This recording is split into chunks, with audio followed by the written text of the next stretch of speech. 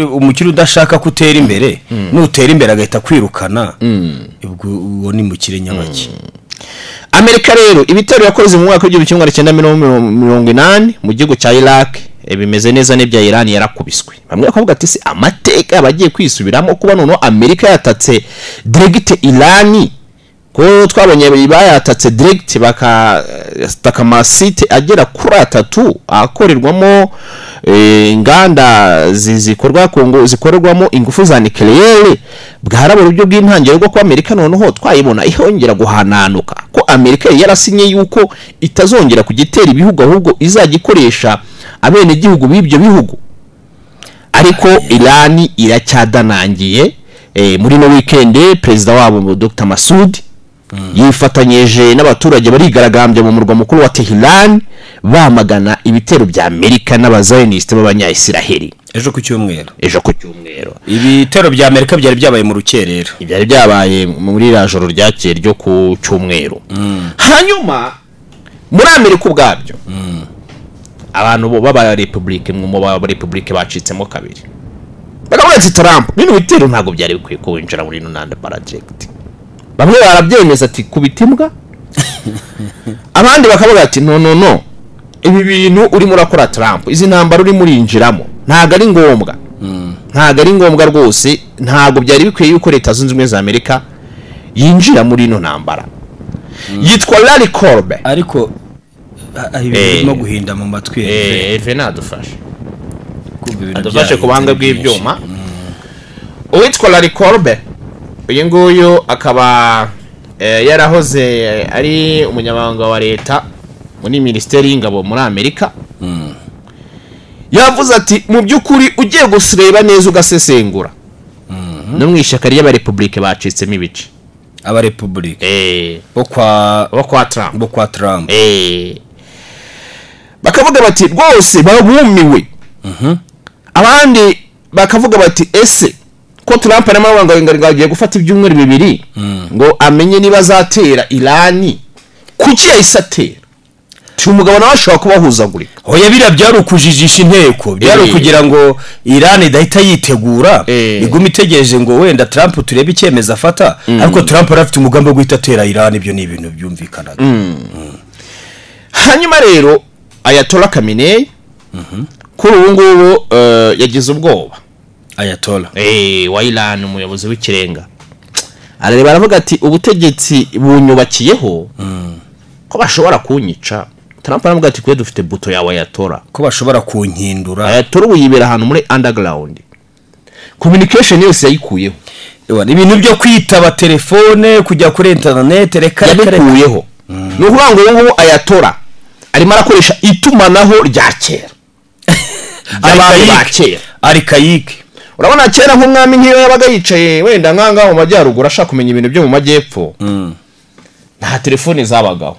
Communication ye yafataga abantu nka batatu kaga ati mujye kundebera Huye ko bimeze oya ntago uzwe nabigenzaga se yafataga umuntu wa hano igicumbi wenda tuvuge ni Huye ashaka kohereza ubutumwa nk'ukuntu umwami yashoboraga kuba nawe herekanye akavuga ati ugende mugere i Kigali ubuhe Erive agende nagera i Nyanza abuhe Karori hanyuma Karori abugeze kuri Desire wihuye. Nuko nkuko byabaga bimeze.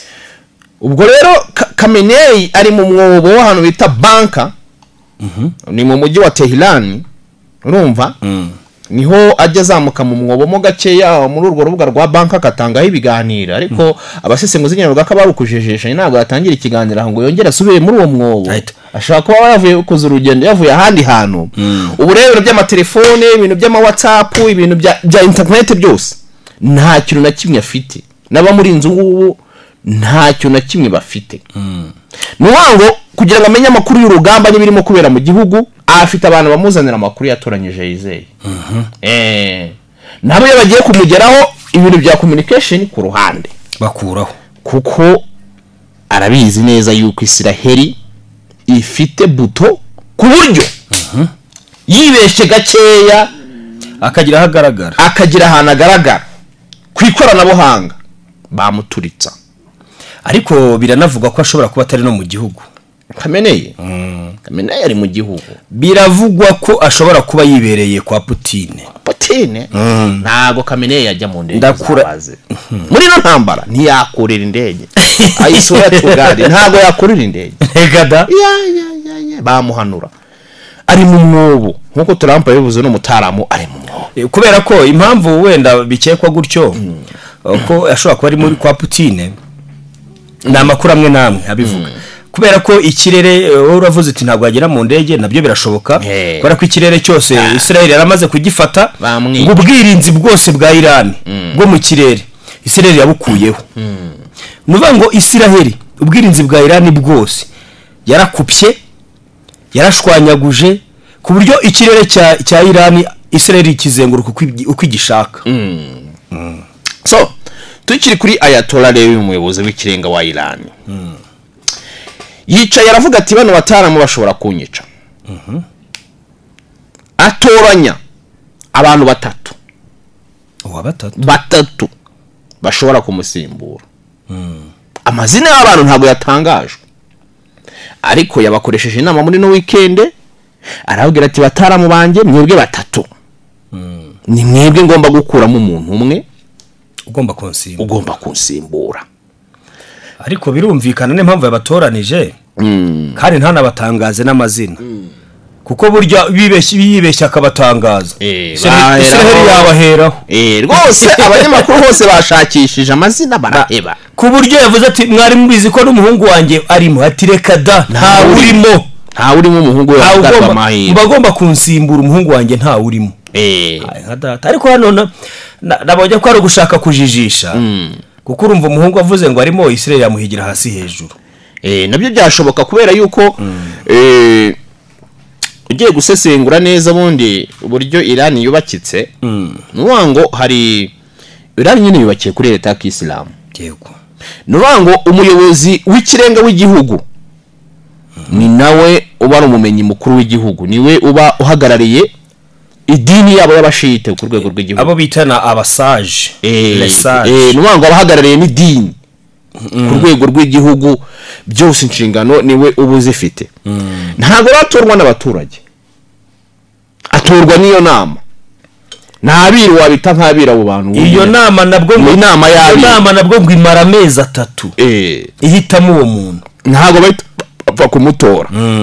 Khamenei akavuga ati rero nshobora gupfa, igihugu kikamera nk'uko byagenze ku bwa Saddam Hussein, kigasenyuka bakakigarurira ku bwa ba Gaddafi. Khamenei akavuga ati ngiye ku nyungu zanjye n'inyungu z'igihugu, ngomba gupfa, ariko ntago Iran izapfa. Niyo mpamvu nishiriyeho abantu batatu ko abigiyemo inama nabo biru, ku buryo avuga ati nkurikije ibyo bagenzi banjye babakoreye, bishe perezida wanjye bamuhanuye avuye muri Uzbekistan, bica abajenerali banjye babasanze mu mwobo, kandi nibo bateguraga urugamba. Why not me? Ati nanjye nshobora kuki batanyica. Aricara aravuga ati no mu byukuri ngomba gutegura umuntu unsimbura. Abo bantu batatu rero twabashakishije amazina yabo, nta hantu na hamwe barimo barabavuga, ntaho pe. Umva ko abanyamakuru tuzi gushaka, kandi ikintu gikomeye cyane, abantu n'ubundi bagombaga ko basimbura Khamenei ntago bariho. Reka da wa mu president umwe bishiye mu ndege ejo bundi, niyo wahabwaga amahirwe yo gusimbura Khamenei, none baramwishe. Uyu Dr Masudi ni mushya nibwo akira president, ntabwo yasimbura Khamenei, ntago ashobora kuba yamusimbura. Ariko hari abandi basaza bicaye mu arababahirita bavuga bati bazoniste tuzabica. Ibyo bisaza by'ibisava urumva bikomeye ku matwara, les vieux sages bikomeye ku matwara ya Kisilamu y'abashite, ari n'abashite n'abashite bakomeye kuri ayo matwara.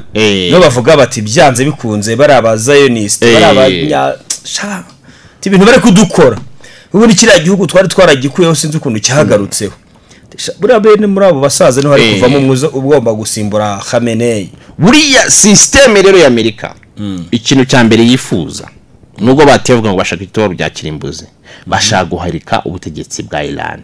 Iran nicyo gihugu gisigaye kibangamiye Israel muri bice byo mu burasirazuba bwo hagati y'isi kubera ko ibindi bihugu byose barabisenye byo batasenye byemera kuyoboka Amerika. Trump yavuze rero ati intego yacu tugomba guhirika ubutegetsi bwa Iran. Yabyemeje kansubira amagambo yavuze. Trump avuga ati kumwe abayibye ngo if the current Iranian regime is anywhere to make Iran great again, why wouldn't there be a regime changer? Ati niba ubutegetsi biriho kugeza uyu munsi muri Iran butabasha kugira Iran igihugu gikomeye nanone ngo ni Iran great again kunga jya America great again. Urumva ati kubera iki tutatabaho guhindura ubutegetsi? Uwo ni Trump bukavaho. Ronald Trump Jr. Sikomvuze nanjye nkabona iminwa nyikuriye nko kwa kundi Trump ajya yikurura ndababikuru ibintu wagira ngo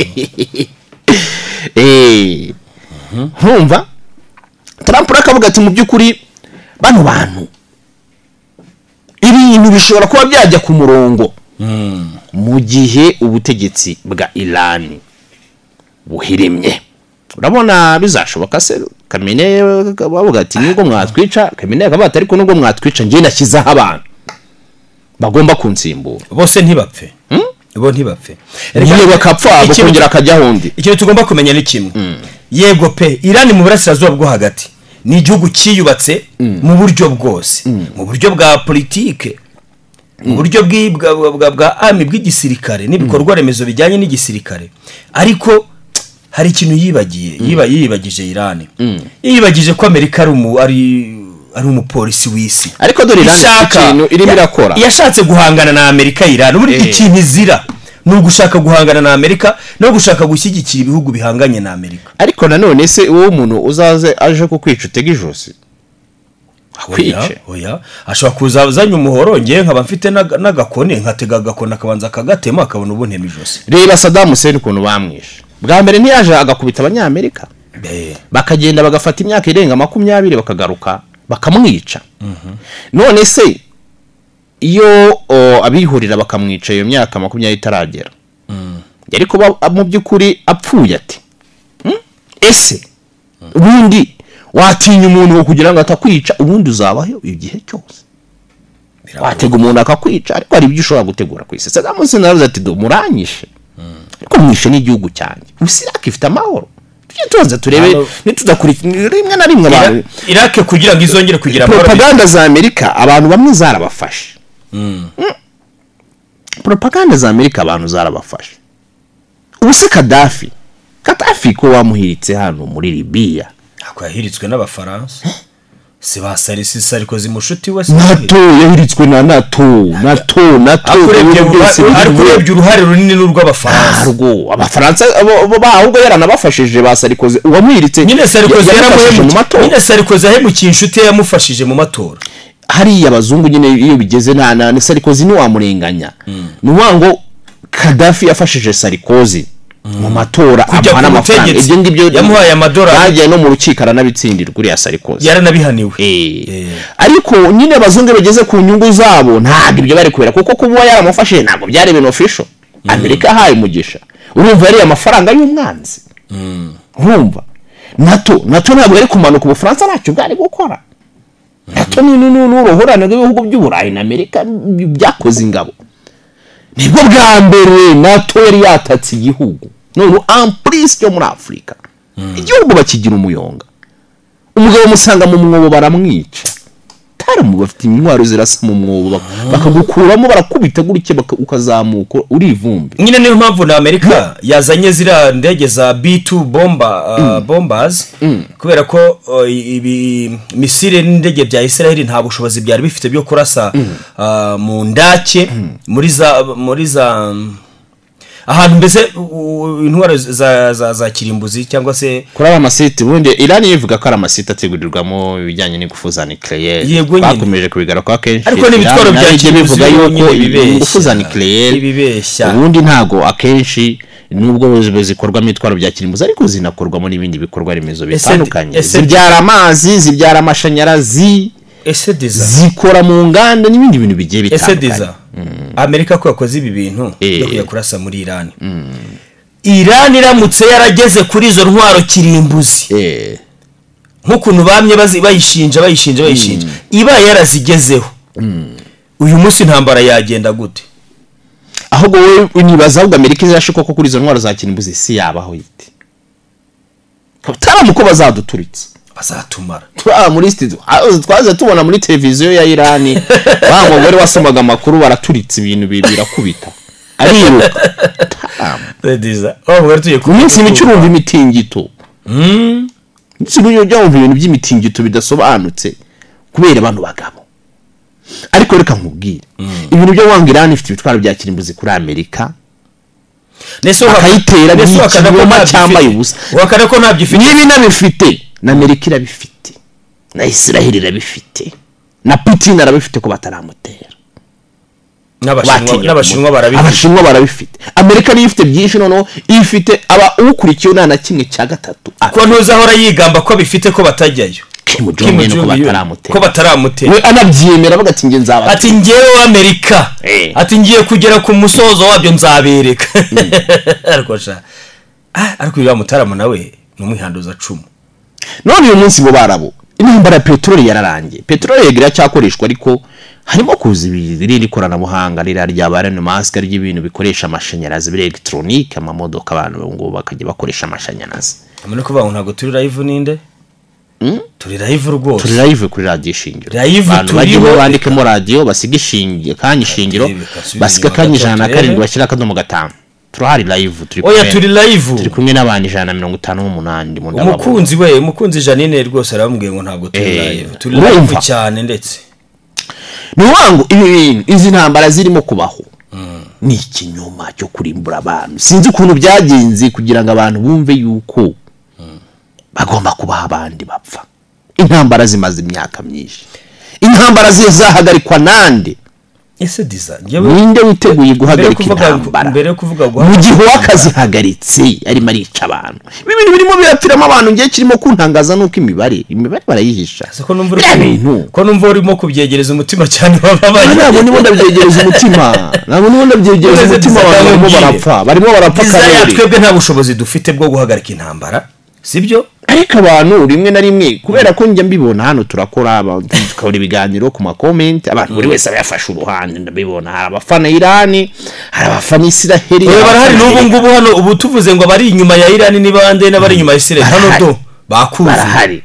Ariko njye ikintu nakwibwirira abantu izi ntambara nimuzigere munane zifana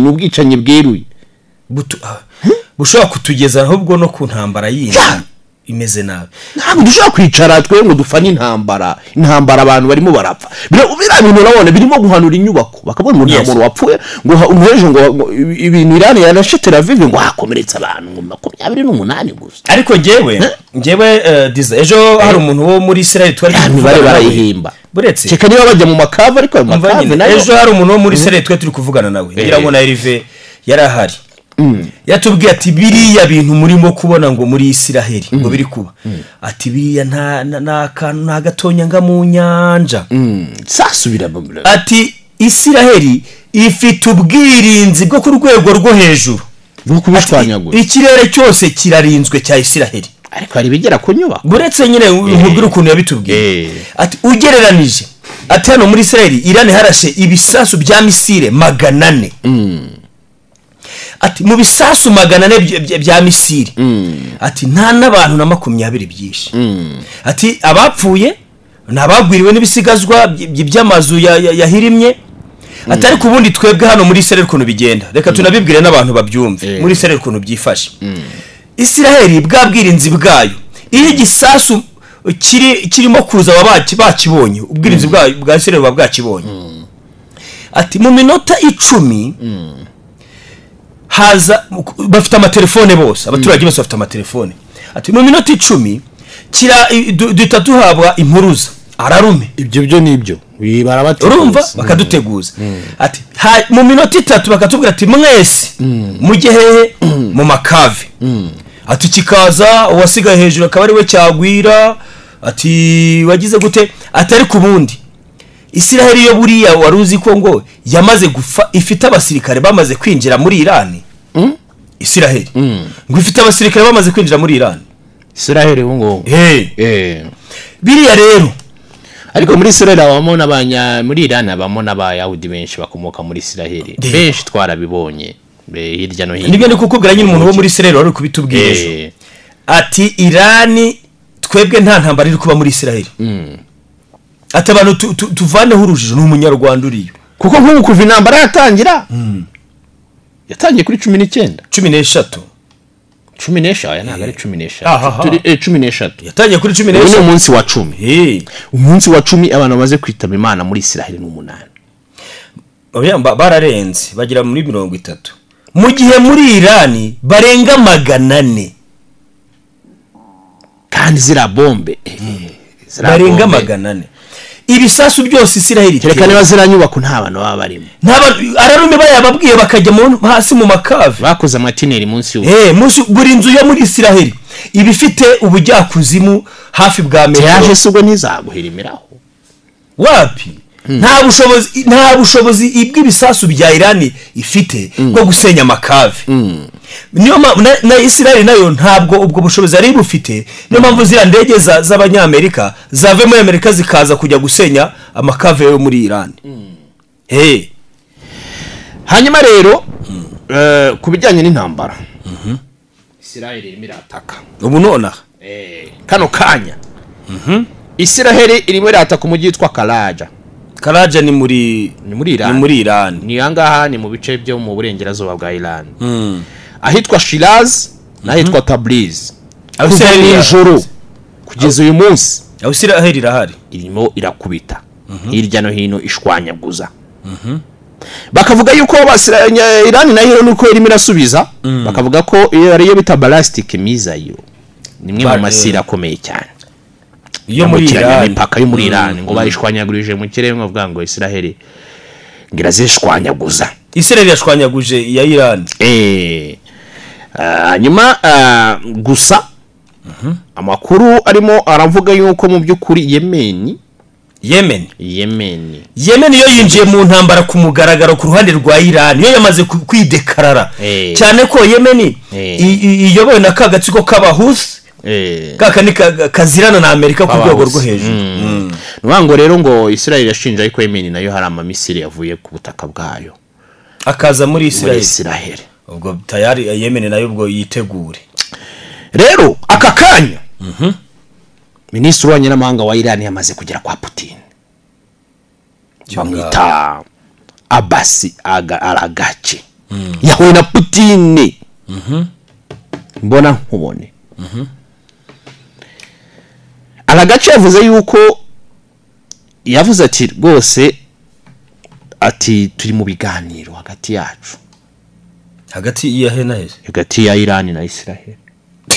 Arekasha yirize kuvuga ko Putin agiye kubafasha ariko n'urucabana kuko se atagiye kureba Trump. Amakuru avuga ko Putin bisasu yamaze kubyoza yabihanaguye byo gufasha Iran se Aragachi uyu munsi araza kuzamuka ngazizamukanye azimanukanye muri Iran ziramufasha guhanaguraho Israel nkuko babyifuza ziramufasha kurwanya Israel ariko byabe nimubwira ntabwo uyu munsi Putin washobora kuza ngo avuge ngo tugiye gutera oya kubera ko barimo gukorana n'igihano n'igihugu cyahawe akato ni mwibanga rikomeye ariko rigaragarira amaso ushobora kwibaza no kubera iki umugabo witwa Putin we atavuga ati ngiye gutera. Putin aravuga ati ngiye wenda ndashaka ibiganiro kandi akavuga ati ibiganiro Uburusiya bwabishobora tukabahuza impande zombi nabo bwabo bwarinaniwe ariko ni nk'ibiganiro Trump avuga ati impande zombi twazihuza. Aba bagabo mu kanama k'umutekano barahuye barabananirwa kumvikana. No muri G7 G7 Trump yavuyemo yanaraka ahita yigendera ajya gutegura biriya bisasu byo kugira ngo arase kuri Iran. So ubwo rero tukibaza Putin urabona ari ikintu gikomeye kinini yafasha Iran.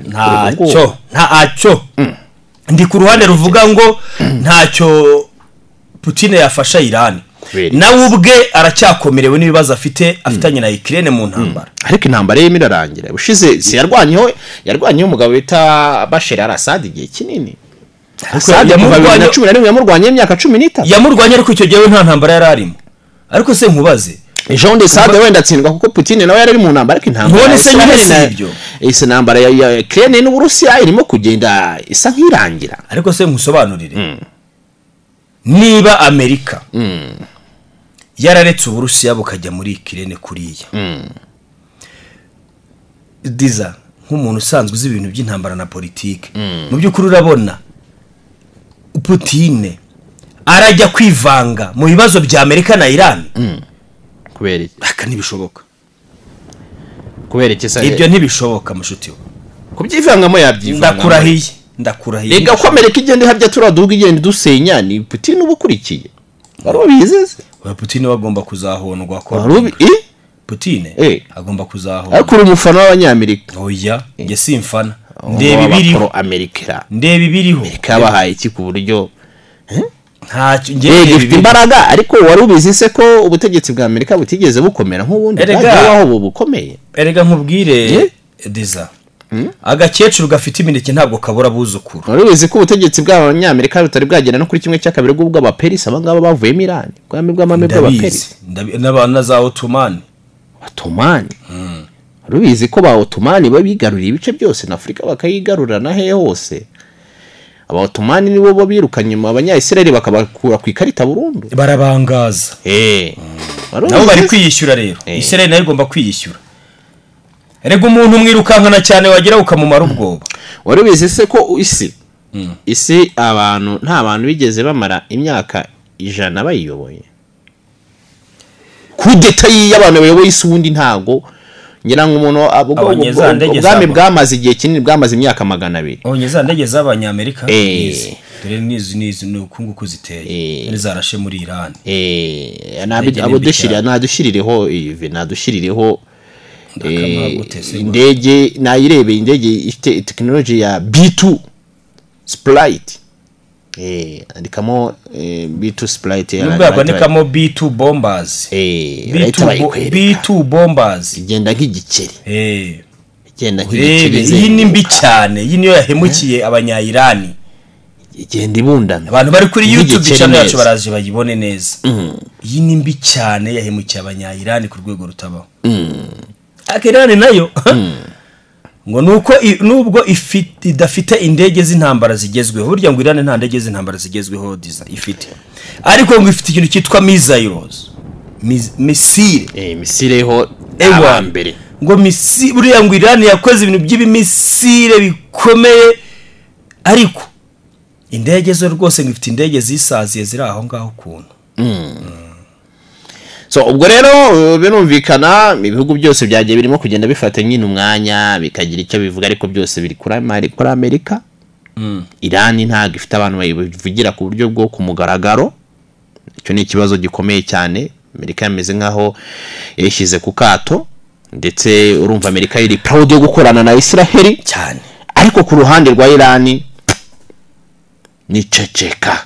Mbona umutipe wacu witwa Mucyo Patience ngo Iran bari kubeshya.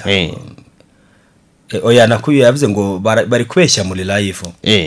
Bamanze ngo Iran ngo nibishoye nibanze isenye Israel. Bariko ngo Shari afite ubunara rimenye ngo ku makuru, ngo ariko wamenya no kogeza match. Kera narabikoraga. Kera nkifite ijwi rimeze nk'iryabaye riveri gitoshye. Ayo tu match naratwogezaga cyane rwose. Nari mbizi. So ubwo rero ibitero birakomeje. Israel irimo kubombarida ibitero mu burengerazuba bwa Iran ndetse no mu bice by'amajyaruguru, ndetse na Tehran nayo bayimereye nabi. Hanyuma ibindi bihugu nk'ubu Budage burimo kuvuga buti rwose witwa Friedrich Merz ni chancelier y'Ubudage aravuga ati rwose ati Amerika ndireke gutera ibitero ahubwo bajye mu biganiro. Oni chancelier y'Ubudage kandi abadage bari nyuma ya Israel. Ubudage nyuma y'ibyo bakoreye abanya-Israel abayahudi Hitler abica basinyanye amasezerano yuko bagomba kubafasha. Ubudage nicyo gihugu cya kabiri gifasha Israel nyuma ya Amerika kubera baba bafite amasezerano y'umwenda ya miliyoni Hitler yishe muri genocide yakora abayahudi atazigera arangira. Baba ari mu mwenda utazigera urangira kuko bari abantu ntibagaruka, bahora babafasha. Nka data. Ubwo rero Ubufaransa bwohereje ibikoresho bya gisirikare. Bubyohereza he? Bubyohereza muri Israel. None si ibyo nakubwiraga se mu gihe nuza yavugaga uki Emmanuel Macron ibiganiro bumva ukuntu bari abanyaburayi n'abagome baratugambanira kandi bakongera bagasubira inyuma bakanatwica. Erive nayibereke yohereje indege bita A400M A400M iyo ndege nayo yishyireho abantu bayirebe. Abafaransa boherereje Israel. Urebe na za zindi Amerika yagabyeho igitero muri Iran.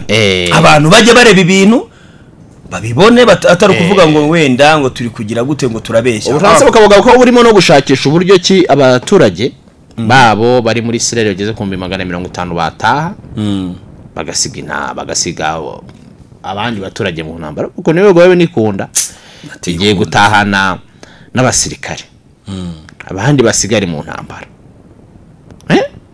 Ese bizarangira biti ibi bintu kweli? Israel imaze kugaba ibindi bitero byaguye kuri ambulance Israel abarwayi muri Israel yabigabye muri Iran bigwa kuri ambulance batatu. Cyo ni icyaha pe bahita bapfa mu bintu nanga. Ambulance yari twaye abarwayi bajyanye kwa muganga. Diza sinkubeke mu bintu nanga. Nanga kwibasira ibitaro amashuri. Ubwo rero uvuze ibitaro hazamo nizo mbangukira gutabara ziba zitwaye abarwayi. Erive bya bintu byongeye byagarutse. Nadufashe n'imiyaga rwose. Kwibasira ibikorwa bijyanye no kubungabunga imibereho y'umurwayi. Birambabaza. Iyi niyo ya ndege ya A400M iyo y'intambara y'Abafaransa. Iyo Ufaransa yayimanuye yayihaye Israel. Kandi nawe rwaneho wa mwana we se Kim Jong Un we yafashije Iran. Uyu mwana baramufasha. Baramufasha pe. Uyu mwana rero uyu mwana nuwo mu bisuperi. Uyu mwana yakuriye ku gikoma cya avoka kabisa. Uwitwa Benjamin Netanyahu arimo arashimira papa. Ati thank you papa. Thank you rwose turimo kwenda kugera ku ntego. Ibyo wadukoreye. Ati ngubu turimo kugera ku ntego. Ati ndashimira President Trump. Ati turimo kwenda kugera ku cyo dushaka. Netanyahu kuri televiziyo y'igihugu mu kiganiro y'abanyamakuru. Ati ndashimira President Trump. Ati intego yacu turashaka kwigiraho yo gusenya intwaro za nucleaire Iran ifite. Ati kandi tuzica abayobozi babo. Ati kandi nitubigeraho. Ati Netanyahu nawe aremera ko Iran ntambara barimo ntago ari intambara. Bari mu mukwabo. Operation. Si mu mukwabo se sibyo jambo ryiza mu Kinyarwanda. Ati turimo guhiga ibitwaro bya kirimbuzi na bari abantu b'intagondwa biyemeje kubikora. Ati rero hamwe n'igitero cya Trump ndetse na Amerika izakomeje kudufasha nitubafata tukabica. Ati ntambara izarangira niko karo. Ibi bintu umuntu uvuga ati ngewe nica abantu ntambara izarangira biti. None se kuhagarikiwe n'ingwa avoma atabivuga arabuzwa n'iki? Dadi waramuhagarikiye arakorora ati mwana wanjye dore nta mpamvu yo kunywa umubirizi n'umuravuma ava nkujyane muri clinique. Ubwo se tumva ubu rero muri Tehran ibice bigira uduce 200 two muri Tehran umurwa mukuru wa Iran. Tehran umurwa mukuru munini utuwe n'abantu miliyoni 10. Abaturage benda kungana n'u Rwanda rwose. Ahubwo umurwa mukuru wa Tehran ni ubwa ungana n'u Rwanda. Utuye n'abaturage benda kungana n'u Rwanda. Udukaritsiye 200 twose twarashwe. Muke babaho gisa mato nibazana 200.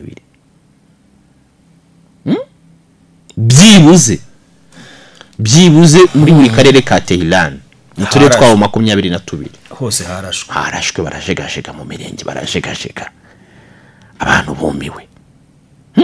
Rero niyo mpamvu uwo muntu uri muri Israel yatubwiye ati twebwe intambara ntabwo iri kubera muri gihugu cyacu, ati iri kubera muri Iran. Iran niho hari intambara, ati kubera ko twebwe igihugu cyacu gifite ubushobozi bwo kurinda ikirere, none ibyo bisasu bya Iran iyo bije bizikazimirizwa mu kirere ntihaburi bya bindi bimanuka bikagwa ku mazamaza gahirima, kubera ko biba bifite ubushobozi bunini cyane, ariko biba byajimijwe ku buryo kimwe kiramutse kiyobye ntikizimwe. Nk'uyu mujyi wa Byumba wose wajya hasi. Ubwo rero Iran igenda ibakoramo yica n'abasirikare bakomeye, yongeye kwica 9 abasirikare 9 bakomeye ba Iran. Ataramu bafite ingabo nyinshi babakoramo umunsi ku munsi. Iran ifite abasirikare benshi, nicyo gihugu kiri mu burasirazuba bwa hagati muri Aziya, undi habanza Ubushinwa, hagakurikiraho Ubuhinde, ndavuga mu bafite abasirikare benshi. Burya Uburusiya kuko bwo buza mu hagati y'Uburayi na Amerika bambe na Aziya, burya nibwo hita bukurikiraho. Ntabwo burya Uburusiya burusha abasirikare Ubushinwa cyangwa Ubuhinde. Rero Iran nayo iraho hafi mu basirikare benshi, igira abasirikare benshi cyane. So ubwo rero urumva Israel ikomeje kubica. Hanyuma umujyanama wa Khamenei, ubwo ni umujyanama w'umuyobozi w'ikirenga wa Iran, yavuze yuko bagifite stock ihagije y'intwaro, kandi bakifite n'ibikorwa bitandukanye bikomoka ku butare bwa uranium buri muri Iran. Ubwo rero akavuga ati nubwo amwe mu masite yacu dutunganyirizamo ingufu za nucleaire yashwanyagujwe, atariko ntago byarangiye. Ati dufite ubwenge, ati kandi ibyo bintu biracyakorwa n'abaturage ba Iran. Ati rero twebwe tuzaguma turi Iran dukora ibyo dukora. Bamwita Ali Shamakani, ngo ni ubutumwa amaze gushyira kuri X yiwe. Ati twebwe intambara turacyayiteguye, ibikoresho byacu stock iracyuzuye, ati tugombe duhonda Israel. Ati ibitero birimo kutugabwaho, atariko nimuhumwe amaso na biriya bitero. Ati tuzabirenga dukomeze twitwe Iran. Taramu wabihagazeho. Uyu mugabo Shamakani niwe wagiye agira uruhare runini gushize Obama kuriraho ibihano Leta Zunze Ubumwe za Amerika zikuriraho ibihano Iran. Niwe wari muri deal.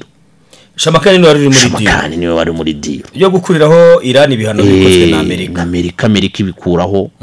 Rero kuri uno munsi ni uri muravuga. Avuga ati ibyo bintu byose twabiciyemo, uyu munsi muratubaza iki? Ariko hari ibihugu byinshi byagiye mu mujyi wo kwamagana iyi ntambara. Birimo za Venezuela, za Cuba, ibyo bihugu byose. Nibyo nakubwiye, ibyo byose ibihugu byose abanzi ba Amerika. Venezuela ni kwa Nicolas Maduro. Kwa Maduro yarwanyweho cyane Putin. Nadura ameze nka nuza, ameze nka Bashar al-Assad. Ni bamwe mu bantu bahanganye na Amerika direct, Putin akabarwanaho direct, nta wundi muntu biciyeho. Ubwo rero abanzi ba Amerika bari kuri Iran bose bagiye kurara bari aba Nicolas Maduro. Maduro ibibazo yahuye nabyo muri Venezuela, za Mexique. Maduro yagiye, hari umuhungu w'imyaka 34 bamujyanye muri Amerika afite imyaka nka 20. Uvuga ko n'abanyamerika bategura, baragenda baramwigisha, agaruka mu gihugu nyuma y'imyaka 14 afite imyaka 34. Arangije araza Amerika nyine muri wa mujyi wawe wo kuvuga ngo ntabwo tuzongera kujya tujyana ingabo mu bihugu, tuzadukoresha bene igihugu barwane bashwane bashake bicane. Umupeti aje asubira mu gihugu ateza imyigaragambyo. Arangije yimika nka perezida, yigira perezida w'igihugu. Hari imyigaragambyo abaturage, perezida wa Venezuela yohereza abapolisi abasirikare bica abaturage bararambirwa. Kubera umuntu umwe niyo myigaragambyo bari barayiteguye hirya no hino muri Amerika, baba barajyanye abantu muri Venezuela baba bamaneko, bandi bose ahantu hose barahafashe. umutaramo agera kuri televiziyo y'igihugu ku myaka 31 aravuga ati ngewe ninjye perezida w'iki gihugu. Habe intambara muri Venezuela, Putin ayohereza ibitwaro, yohereza iki, umutaramo kugira ngo umve ukuntu yari akaze. Maduro ntigeze ashobora kumufata, yahise asubira muri Amerika. N'uyu munsi Trump yavuga Venezuela itavuga ati karagahugu tuzagasenya. Ariko ubukene bwamere nabe muri Venezuela, ariko urumva rero nta kuntu batamaga kwamagana Amerika. Izo za Cuba urabizi byahabaye ubundi bihugu byose bakobwa ba Fidel Castro. Umva diza ibihugu byose biri ku ruhande rw'Abarusiya byose birakennye. Nyine urumva Amerika ikoresha intambara y'ubukungu kuba ikintu cyo tutashobora kuba twashidikanywaho, ikintu kidashidikanywaho.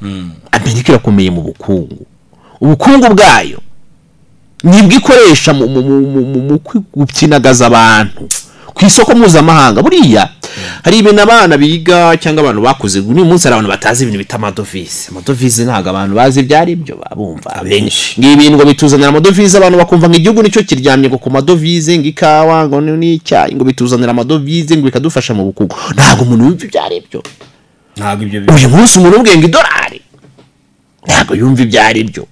N'umuntu w'ubukungu ntago ashobora kumva byari byo ngo amadovize. Ariko kimwe mu byo nshobora kukwibwirira wenda wowe udukurikiye, ikintu bita idolari rya Amerika niryo rihahishwa ku rwego mpuzamahanga. Nizihe ngaruka rero bigira ku kuba igihugu kihahisha idolari rya Amerika? Nizi ngizi. Urabona uyu munsi niba tufate urugero nko mu Rwanda ho biranumvikana cyane kubera yuko nta nganda tugira. Nta nganda tugira, ibintu byose tubitumiza hanze, inganda dufite ni nkeya. Uziko mu kwezi kwa mbere Landlord yigeze kumbwira ngo rero ngo udufaranga ngo nyishyura ngo uze kutushakamo $2 ngo nyishyure mu $2. Umurezi bamufunga. Ibyo bintu mu Rwanda ntago byemeriye. Ejo bundi Beneri hano mu Rwanda yaravuze ngo umuntu wese wishyuza mu $, agomba bizire, bashyiraho n'ibihano bigomba umuntu agomba guhanwa agiye kwaka cyangwa gusaba ko bamwishyura mu $. Amadolari rero dore nyine ikibazo cyayo ni iki ngiki. Urabona nk'uyu munsi n'urugero wenda umuceri, bantu mufite umuntu afite import umuceri wa Tanzania mu Rwanda, kugira ngo ajye kuzana wa muceri Tanzania ntago ajyana amanyarwanda ngo bayemere, ntibayafata. Ahubwo afata ya mafaranga akagenda akayavunjisha mu madolari, yarangiza akayambukana. Noneho ubwo iyo ufashe amafaranga yangaya y'amanyarwanda ukayafata miliyoni 200 ukazishyira mu $, ukazambukana, uba wishe circulation y'amafaranga mu gihugu cyane, uyajyanye hanze. Ku buryo byari koroha ahubwo wowe iyo aba mu gihugu wari ufite watunganyaga wa muceri, noneho wa muceri warangiza ukajya kugurisha hanze bakagwa ya $, ahubwo ukayagarukana mu Rwanda uyazanye n'ibindi bintu ari kujya kurangura yego mu gihugu. Ngibyo ibihano Amerika ihe ibihugu bigakena. Ngibyo ibihano Abarundi uyu munsi barimo babuze essence. Ikintu cyitwa amadovize mu ntabwo bafitishije bwo gufata ya Marundi yabo ngo bayavunjemo $, ngo basohoke hanze bajye guhaha. Kubera iki nta mafaranga bafite, nubanga aragenda yikoreye ibifaranga by'Amarundi akazajya tuvuge nibagiye kurangura wenda tuvuge nka makaroni mu Misiri, akajya mu Misiri bya Birundi ntibabyemera bana gufunga ibifaranga by'u Rwanda n'ibifaranga by'u Burundi nk'ibicupuri bivuga no mu bindi bihugu isoko mpuzamahanga akora Amerika itadufite. Reka gwe mu rugero nk'uyu munsi ushaka kwinjira mu Burundi neza, ushaka kwinjira mu Burundi neza wajyana $. Kubera iki uyu munsi wenda inote y'ijana y'idolari, inote y'ijana y'amanyarwanda igiceri cy'ijana kivunja 40 y'Amarundi. ubwo se hafi kimwe cya kabiri yamaze kuba 48 ubwo ni hafi kimwe cya kabiri tuvuge wenda ni kimwe cya kabiri niyo byaba ari senkani kimwe cya kabiri uyu munsi mu Rwanda idolari rimwe rivunja amafaranga hafi 1500 ngawe baze amarundi none uyu munsi mu Burundi idolari rimwe rivunja amarundi ageze ku 8 ku buryo ugiye amanyarwanda yawe ni hafi ibihumbi 10 by'amarundi ku buryo y'amanyarwanda yawe ufasha amanyarwanda yawe ukayashyira mu madolari ukayajyana mu Burundi wavunjisha ukabona amarundi mu munyarwanda yikubye nk'incuro enye cyangwa 5 kubera bwa bukene bakeneshejwe amafaranga yabagata agaciro kugeza naho kuri uno munsi mu by'ukuri umva ifaranga ryabo ntiryataye agaciro imbere mu gihugu ariko nta bushobozi bafite tubyite kurangura rwo kujya kurangura amadovize reka ariko kurangura bafite amadovize nta bushobozi bafite kubera ko amafaranga ari imbere mu gihugu ni make niwe yakusanye yose bakayasohokana ibintu bizakomera so n'umwango rero ino politiki ya Amerika of course abantu bayungukiramo abemerewe kuba umugaragu wa Amerika bakavuga ati rwose turapfukamye iyo wemerewe kuba ingaruzwa muheto ya Amerika byose baraguha ariko ikibazo abanyamerika ni indyarya ntiyarya igihe kinini cyane mu bihugu bya Afurika ntiyarya igihe kinini ko abanyamerika basaba ibintu bidashoboka urabona niyo mpamvu abashinwa n'abarusiya uyu munsi abantu bemera gucudikana n'abanyafurika kuko umunyamerika muracudika yagera hagati yakubwira ibintu utabyumva akahita gushinja ati wundi wowe uri umunyagitugu iki byose akaza n'abagenzi be bakaguhirika agapfa uburyo ugomba guhita uvaho kuko akenshi politiki ya Amerika ku ntangiriro ntabwo uyigenzura uyimenya ibyo ari byo ubona ari byiza ariko bwa kabiri abagabo rwose bari mu babosi b'abanyagitugu akakubuza kwinyagambura ibintu by'intambara bya Amerika abagabo bakenesheje ibihugu ibintu by'intambara bya Amerika byamaze gufata iyindi ntera sibyo uyu munsi uratera Iran urayishaka iki Iran nayo yamyeremye imitwe ya Hezbollah na za Hamas batera Israel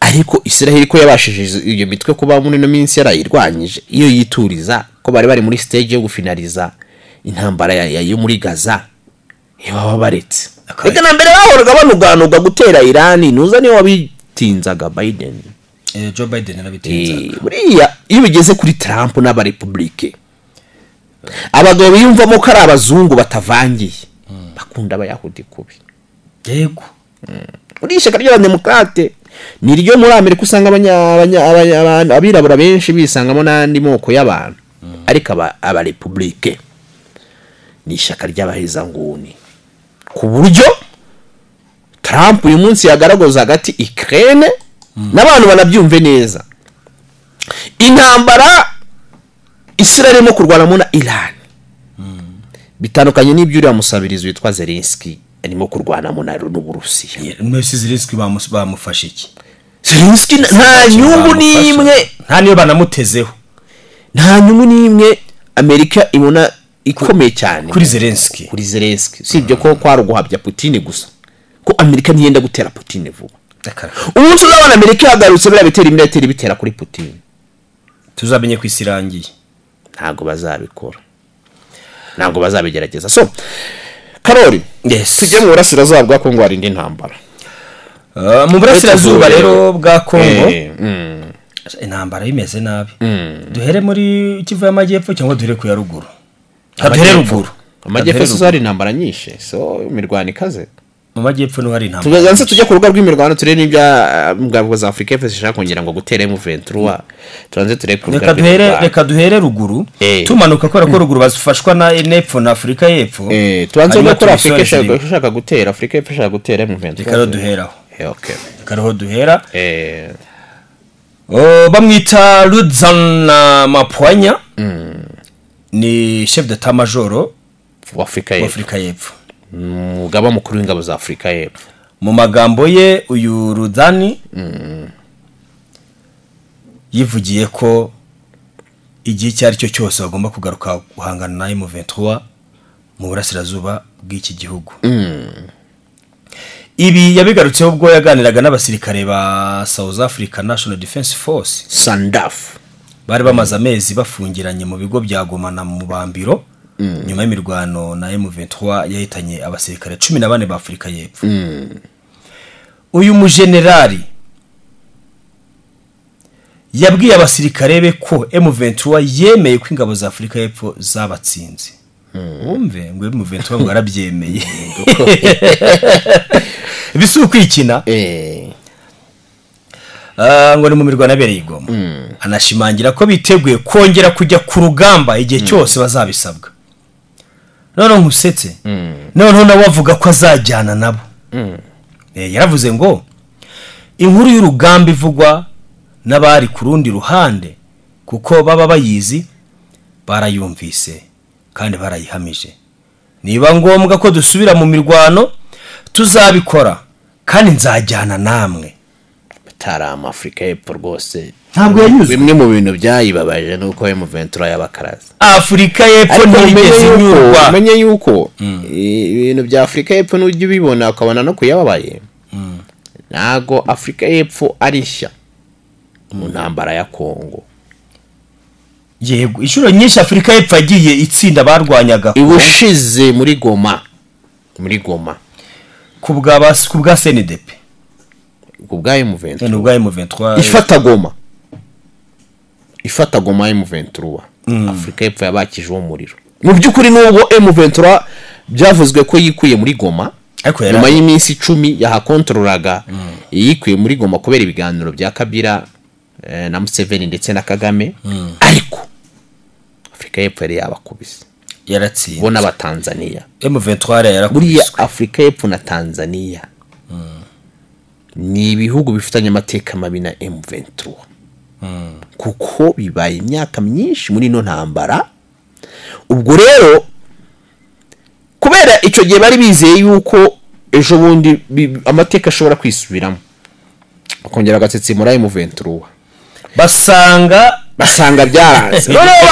Basanga bafashwe bugwate bashatse no gutaha banyuzwa mu kindi gihugu cy'u Rwanda igisebo. Baravugatanga niyo mpamvu Rudani avuga ko nawe azimanukira ariko mu by'ukuri kumanuka ntacyo byamufasha. ntabwo nawe hari icyo byakora. Ntacyo byamufasha. Ubwo turajya ku ngabo za Afrika y'Epfo ni ibya bintu byo kuvuga winjiramo n'ibingibi bya FDLR kuba ngo barimo barakorana iby'amabaze yabo ya gisirikare ashobora kuba ngo bashyira muri geographicoma kubera yuko ikibuga cy'indege muri Kongo cyafi bageramo kiri kure bakaba bagera mu burasirazuba bwa Kongo mu buryo bubagoye ngira ngo hafi bashobora kuba bajya n'iza Rubumbashi. Ariko nabwo bikaba bishobora kuba byabagora. Bakavuga bati dushobora gukora base Bujumbura kwa nkuru nziza kwa Ndayishimiye. Babivuze kenshi ko Ndayishimiye bamaze kuganira nawe. Harimo abo banzi bose ba M23 bacuditse na leta ya Kongo, harimo ababirigi, harimo izo za Afrika y'Epfo, harimo n'ibindi bihugu bigiye bitandukanye biza muri uko gakingirizo mu rwego rwo kugira ngo bongere bashene ibitero kuri M23. Byose rero nkuko tubimenya M23 nayo irabimenya. Nayo ibimenya mbere yuko twe tubimenya. Desire rero mu gihe uyu Mapwanya arimo kuvuga ibi ngibi hari amakuru yandi yamenyekanye ko bashobora kuba bari gutegura ibi bitero. Ayo makuru yamenyekanye gute? Yamenyekanye ubwo ejo ingabo za SADC zari ziri gutaha mu gihe bari gukora checking ku byangombwa basanga harimo abasirikare ba FDLR nabo Afrika y'Epfo kujyana babambutsa. Byari mu gitondo ejo tariki 22 Kamena 2025 nibwo hatashye abandi basirikare ba SADC bari mu butumwa bwa SAMIDRC mu burasirazuba bwa Repubulika Iharanira Demokarasi ya Kongo. Abatashye bose hamwe bakaba barageraga kuri 461 bagizwe na 317 ba Afrika y'Epfo, 144 ba Malawi, bakanabo batashye banyuze mu Rwanda nkuko na bagenzi babo babanje bahanyuze. andi makuru rero ahari aravuga ko mu basirikare SADC yari igiye gucyura ko harimo abarwanya mu mutwe w'iterabwoba wa FDLR bagera kuri 12 bikavugwa ko kimwe mu bihugu bigize SADC na Afurika y'Epfo byari byakoreye abo barwanyi ibyangombwa bibaranga nk'abakomotse muri icyo gihugu bakaba bari barabahinduriye amazina nkuko bivugwa kugira ngo babashe kubajyana. Amakuru yandi aturuka mu burasirazuba bwa Repubulika Iharanira Demokarasi ya Kongo, ingabo zari mu butumwa bwa SAMIDRC zari zarubatse ubushuti n'abarwanyi bo mu mutwe wa FDLR ngo kuko ari bo bazi neza u Rwanda na Kongo kugira ngo bazabafashe kugera ku mugambi wabo wo guhungabanya umutekano w'u Rwanda nkuko Perezida Tshisekedi yahoraga abihigira. Ibi byuko SADC yaba yari igiye gucyura abarwanya ba FDLR ibita abasirikare bayo bije bikurikira ubutumwa baherutse gutangazwa n'uyu mugabo ubwo byaje bikurikira ubutumwa nyine ko bafite gahunda yo gutera u Rwanda. Ese aya makuru yo kuba barimo kugenda bacyura ba FDLR bakabaha n'amazina n'ibyangombwa bya Afurika y'Epfo diza iyi ntambara nubwo tugaruka ku by'amasezerano urabona itagihari. Kimwe mu byo nabanza ubundi reka tubanze turebe se ubundi Afurika y'Epfo igisirikare cyabo ni iki muri Afurika bite. Mbere na mbere Afurika y'Epfo impamvu yagize n'igisebo gikomeye nuko ubundi Afurika y'Epfo mu kumugabane wa Afurika ni ya kane mu gisirikare gikomeye. Ubwo harimo Algeria, Misiri, Nigeria. Cyane ibyo bihugu biza imbere ya Afurika y'Epfo. Habanza Algeria, Misiri, Nigeria. Maroc iza nyuma ya Afurika y'Epfo. Afurika y'Epfo ni ya kane. Hanyuma Afurika y'Epfo ni igisirikare cya mbere muri Afurika kirwanira ku butaka gikomeye ku butaka. Sibyo? Afurika y'Epfo bayirankinga nk'igisirikare cya mbere muri Afurika gifite inganda zikomeye za gisirikare z'ibikoresho bya gisirikare n'intwaro. Urumva? Ifite abasirikare babarirwa mu 100,000. Harimo 71 by'abasirikare basanzwe n'abandi barenga 20,000 by'aba reserve by'aba reserve force baza gufasha aho rukomeye. Ubwabyo iyo mibare nago yemererwe kuba Afurika y'Epfo yatsindwa imbere ya M23 ari naho haturutse ko amafozi bushize yirekana avuga ngo twakubiswe n'ingabo z'u Rwanda naho twakubiswe na M23. Ese bakubiswe n'ingabo z'u Rwanda bwo u Rwanda n'urwa kangahe muri Afurika? Ntabwo u Rwanda rujya iyo mibare ruyijyamo. U Rwanda ni igihugu kibika amabanga ajyanye n'umutekano wacyo, kibika amabanga ajyanye n'umubare w'abasirikare rufite, kibika amabanga ajyanye n'ibitwaro u Rwanda rubitse rurabibika.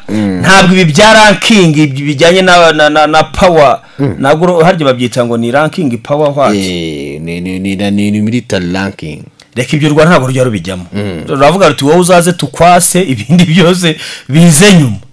Ibyo bimibare ni ibyo bintu ni ubuse Kongo ko ari ya 8 ibyo bimeze ko Kongo ari ya 8 ibyo bimeze biti. Rwanda rwose ntabwo abana ro ranking. Urumva rero igeshakishije ntabwo ruzaho. Aho ati ni mu myanya 5 ya mbere ni mu myanya 10 na 50 kwisi. Atari ko ruzwiho ko barufite discipline ingabo zabo. Ati kandi bakaba bazwiho yuko bari mu bikorwa byo kubungabunga amahoro mu Afurika. Mu bitandukanye birimo intambara. Ariko ntago bajya berekana by'ukuri ngo ni namba kangahe. Ko ayo ukungo ko babirankinga ntago ayo makuru ntago bayafite. Diza rero mu gihe yaba Cyril Ramaphosa atanyuzwe yaba n'uyu Mapwanya nawe atanyuzwe muri Kivu Amajyepfo intambara iracyari yose. Ku munsi wa gatanu hacicikanye video ya Wazalendo bavuga ko bafashe ibiro bya teritwari ya Kabare. Sinzi niba barafite nashyire kuri YouTube turebe Wazalendo barimo, ariko nibyo koko bari kuri office barimo barabyinagina ku karere, ku biro by'akarere shabira biro no mu Rwanda ntago byaba ibiro by'umudugudu. Hari abantu bubatse umudugudu urenze kure, abantu rwose bari kuri YouTube channel yacu nimuze murebe. Wazalendo baragenda barabyina baravuga bati ahangaha twahafashe, urumva batanga twahafashe ibi biro by'iyi Kabare twabifashe, bivuze ko twahirukanye M23. Mu kanya ndaza kukwereka rero abayobozi ba M23 muri Kabare barimo kuzenguruka kuri ibyo ukora ayo ma office hose bavuga bati umutekano wose nta kibazo gihari. Ibyo rero bivuze iki? Bivuze ko intambara iri kuba, bamwe bagakubitwa abandi bagakubita bakagenda bahinda, mbese bakahakuvana ukongera ukahafata gutyo. Intambara irahari kandi ebana ni hatari. Nwango kuri no munsi muri Kivu y'Amajyepfo makuru dufite ava nyine nuko aba ingabo z'u Burundi, ingabo za FDLR, ingabo za Wazalendo, FARDC n'abandi bose bafatanyije imitwe itandukanye y'ishyamba bo barimo barashaka kugira ngo baprofite muri no minsi y'amasezerano basubize inyuma M23.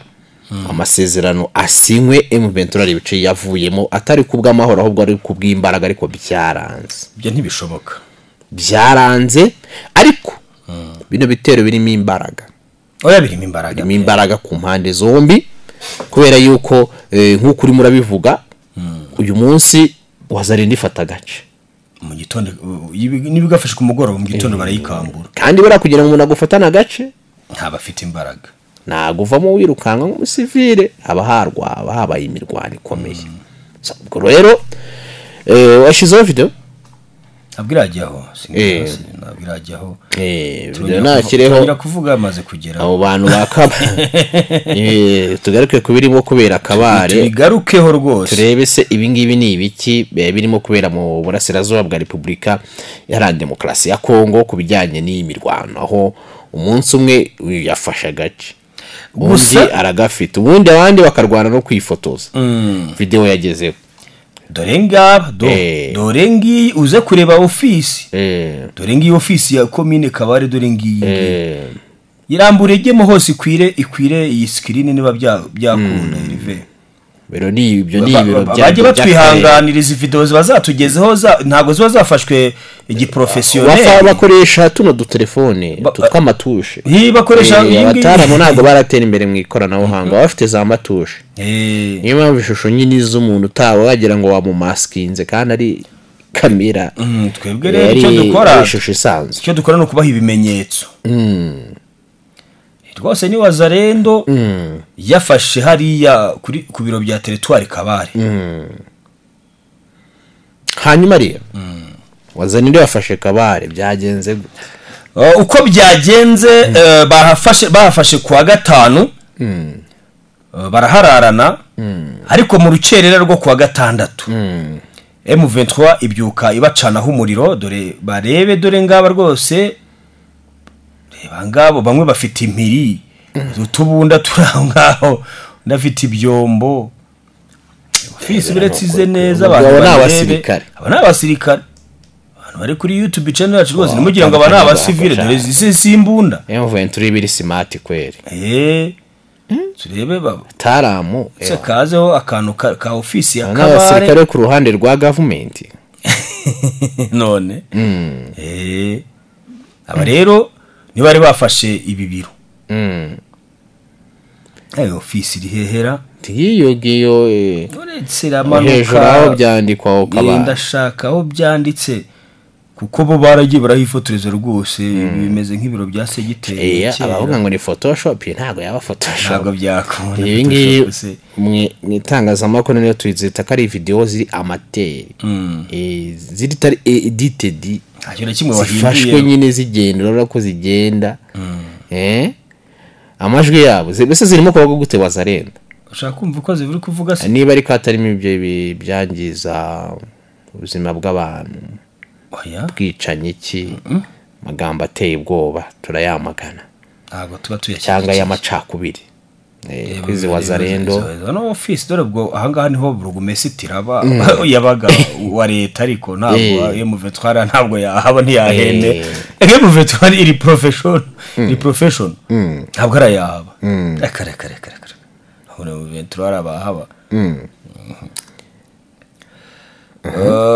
ndabona isa naho ibiro bya ntoza bya bitari kuza neza bya Kabare ariko hejuru handitseho kukuma itangira video haragaragara rero dore abayobozi ba M23 bajyayo bagiye bamaze kuhafata ngaha bagiye bakubita dore ngaba abayobozi ba M23 ngaba bahageze no bagezeho bayana ba control bari kwa control bahageze kwa gatandatu yego gatandatu rwose nibwo bahise bahagera mu nukuvuga Wazalendo bahafashe kwa gatanu uko nabikubwiye barahararana mu rukerera M23 byuka ibakubita ibakubise rero nibwo abayobozi bayo bahise baza iyi video yose iragaragara iraza ikagaragaza barimo kuhatembera barimo baravuga ngo iki barabinjema n'indani ngo bijyanye hano muri Kabare ngo AFC M23 dans les rumeurs urumva bwo bijyanye n'ibihuha byavugwaga nyine so samedi 21 juillet kuri uyu wa gatandatu tariki 21 z'ukwa gatandatu l'administration do Kabare ubwo n'umuyobozi nyine do Kabare bamwita Eri Rubabura Espoir et une forte délégation de l'AFC M23 n'iyindi délégation nyina yoboye nini ya M23 ont confirmé sur terrain que bemeje ko ku kibuga nyine aho ngaho kuri terrain ko le territoire restait sous leur contrôle ati ko iyi territoire bakiri kuyigenzura aucune trace de Wazalendo aucune infrastructure vandalisme bahita bamenyesha ko ne ananga the boss bahatembera bari ukuntu n'ubona ukuntu bari kwatembera abagati abantu barabeshya ese bakanye ko Wazalendo itahageze oya ntago babihakanye ariko bavuze ko nyine bijyanye n'ibihuha Wazalendo iragira ifotoreza nyine kubera ko yahageze bahita bagira gute batabivunira umuheto nyine birangira AFC M23 bahishubije umuyobozi ajyayo ajya guhumuriza abaturage hanyuma rero nubwo bimeze gutya ariko intambara yo ubwo turi muri Kivu y'amajyepfo muri Kivu ya ruguru rero ahitwa Nyanza ari muri Rucuru ahangani kwa afande Makenga Nyanza rero rwose ni hiwabo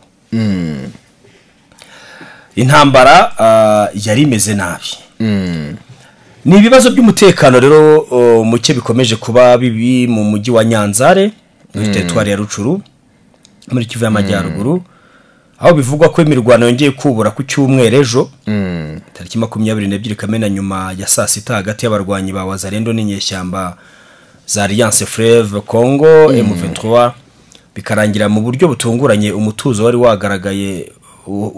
wagaragaye mu gitondo mu mujyi hose humvikanye urusaku rukomeye rw'amasasu mu mujyi wose wa Nyanzare bibiba ubwoba mu baturage nk'uko amakuru aturuka muri ako gace agera mu itangazamakuru abivuga abasivili bari bamaze gusubira mu ngo zabo i Nyanzare nyuma y'igihe gito baravanywe mu byabo bifungiranye mu ngo zabo batinya ko imirwano ikomera abatangabuhamya bavuga ko mu gace gakikije aho hari abarwanyi agace nyine gakikije aho ngaho hari abarwanyi ba Wazalendo mu mutwe witwa VDP mu gihe inyeshyamba zaye mu 23 zo zari zikomeje kugerageza kwigarurira mu mudugudu bituranye wa Kiyeye muri groupement ya Kihondo urumva mu gitondo cyo ku munsi w'ejo aba mu mutwe wa Zarendo warizwa wo muri ari uditongo ni CMC hari CMC hari basohoye itangazo ryamagana igitero cya bombe bavuga ko cyagabwe ku mijyi myinshi arimo Nyarubande, Burambo, Muhanga mu centre ya Kihondo ndetse na Kiyeye, aho bavuga ko icyo gitero cyabaye ngo ku munsi wa gatandatu, aho batangaje ko bifuza gusubiza vuba ibyo basobanuye nk'ubushotoranyi. Hagati aho ngo indi mirwano yabereye hafi y'ahitwa Katsiru hagati ya M23 ndetse na Wazalendo. Rero muri no weekend M23 yasohoye itangazo, itangazo yasohoye ivuga yuko ari propaganda za Kinshasa. Narawe ati ntuzajya ubona M23 yasohoye itangazo, uzajya uhita umenya ibigiye gukurikira. Oho birimo ku shaka birimo ko cyabigiye gukurikira. Nwango M23 kenshi isohoye itangazo iba yakubise yanga se nayo bashobora kuba wabayikubise. Ibyo byashoboka gasohora itangazo ivuga iti ibi ni cyangwa ibigiye gukubita. Basohoye itangazo barimo kwamagana gaturirebe itangazo M23 yasohoye. Basohoye itangazo barimo kwamagana ng'umugabo witwa Shabani Ruko Bihango ni umuntu ki? Uyu ngo ni umuntu uvuga ko akora n'ubutegetsi bwa Kongo. Urumva yarimo arashinja nyine ngo M23 harimo n'ibingi bavugaga ngo yisha abasivile n'amabombe n'ibiki. Noneho baravuga bati rero inyandiko z'uyu mugabo zicama abantu ibice zishaka ko mu by'ukuri abantu bakomeza kugenda bakurikirana ibya leta ya Kinshasa. Ati ibi byose ni ibinyoma. Urumva ati rappeur relative igonable ignoble du régime qui cela c'est par personnage, ses pouvoirs et notamment les connus pour avuga ati rero turagaragaza mu by'ukuri ko biri mu butegetsi bw'injiji mu mumerere yabo. Ati ubutegetsi buzwi bashize ingingo 9 baziho ubutegetsi bwa Kinshasa cyo buzwiho. Icyambere babwa ngo ni la répression sanglante de civils, ubutegetsi bunywa amaraso y'abasivili. Urumva des pratiques abominables incluant des actes de cannibalisme. Ngo ibikorwa urumva ndenga kamere byo kurya abantu, cyo bita acte cannibal. Wundi no kurya abantu n'abantu barya abandi bantu ngo babizwiho. Video ni wayo wanyo amugani abantu barimo kurya abantu twarayibonye. Bakavuga ngo ikindi icyo ngo ubutegetsi bwa Kinshasa buzwiho muri zino ngingo 9 M23 yashize hanze ngo bazwi ku cyo bita la persécution systématique des citoyens pour leur identité. ngo bashyira abaturage bagendeye ku cyo baricyo mu byiciro, bagendeye ku cyo baricyo, ngo bakora ibyiciro by'ubudehe. Mu by'ukuri bavuga ko nyine baba bagendeye ku moko. Icyakane M23 ivuga biranga ubutegetsi bwa Tshisekedi bwa Kinshasa, la promotion de discours haine et d'une xénophobie d'état. Ni hen by'urwango. Icyo bita discours haine nicyo bita hate speech. Nuri ni imvugo z'urwango. Kandi bakavuga ko ngino ni leta xénophobie, icyo bita leta igendera ku macakubiri ashingiye arya bara bino bya xenophobia mu Kinyarwanda kiza ni ibiki ni ibintu bigendera ku moko, ariko ukurikije uko umuntu aremwe, uburyo umuntu agaragara, ukurikije uburyo umuntu aremwe nyine nabyo bagendeyo bazungu bakora amoko yacu hano mu Rwanda. Icya gatanu ngo kiranga ubutegetsi bwa Kinshasa ni itangazo ryasinyweho na Lawrence Kanyuka ku munsi w'ejo. Ni itangazo rya M23 turimo gusoma. icyo bita réinstrumentalisation du tribalisme comme outil de division.